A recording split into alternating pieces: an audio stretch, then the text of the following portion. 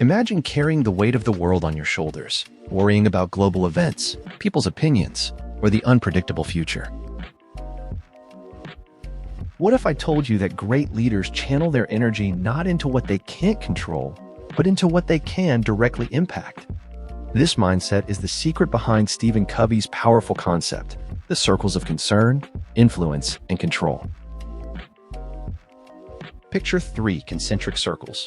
The outermost is your circle of concern, all the things that grab your attention, from economic shifts to workplace rumors.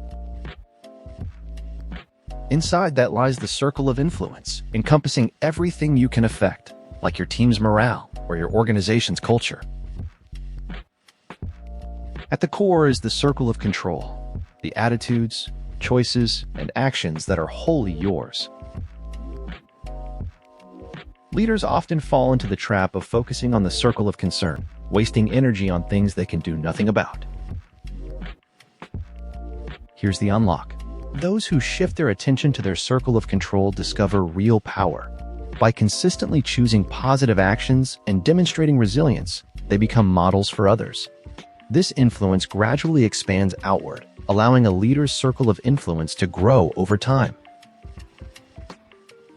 Think of this approach as planting seeds in your own garden and watching neighboring lots flourish in response.